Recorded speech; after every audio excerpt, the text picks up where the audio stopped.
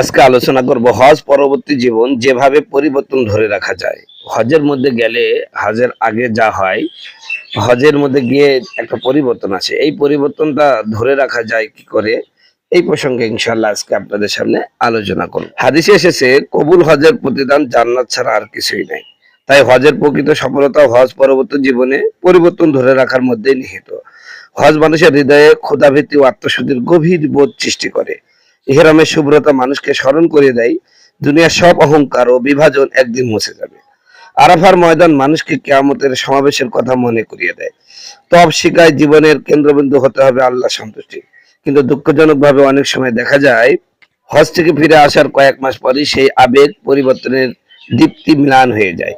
হজ পরবর্তী জীবনে পরিবর্তন ধরে রাখতে হলে কয়েকটা কাজ করতে হবে। 1 নম্বর, ইবাদতের ধারাবাহিকতা ঠিক রাখতে হবে। সর্বাবস্থায় ইবাদতের ধারাবাহিকতা বজায় রাখা জরুরি। হজ মানুষের ভেতর ইবাদতের ব্যাপারে নতুন অনুরাগের জন্ম দেয়। নিয়মিত ইবাদত আল্লাহর নিকট সবচেয়ে বেশি প্রিয়। নবী সাল্লাল্লাহু আলাইহি ওয়াসাল্লাম বলেন, আল্লাহর কাছে সেই আমলই সবচেয়ে প্রিয় যা নিয়মিত করা হয়, যদিও তা পরিমাণে অল্প হয়। সুবহানাল্লাহ। আরেকটা হলো গুনাহ থেকে বেঁচে থাকা। নেক কাজ করার পাশাপাশি গুনাহ থেকে বেঁচে থাকা আবশ্যক। হজের সময় যেমন মানুষ অশ্লীলতা, ঝগড়া, বিবাদ, অন্যায় থেকে নিজেকে বাঁচিয়ে রাখে, হজের পরও সেই সংযম অব্যাহত রাখা অতীব জরুরি।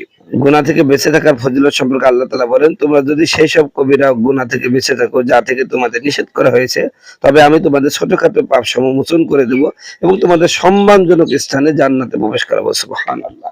আরেকটা হলো সৎসঙ্গ অবলম্বন করা, সবসময় ভালো লোকের সাথে থাকা, নামাজি পরেজগার মানুষের সাথে থাকা। তাহলেই ইনশাআল্লাহ আপনি হজ পরবর্তী জীবনে হজের মধ্যে যে পরিবর্তন হয়েছে সেই পরিবর্তন ধরে রাখতে পারবেন ইনশাআল্লাহ।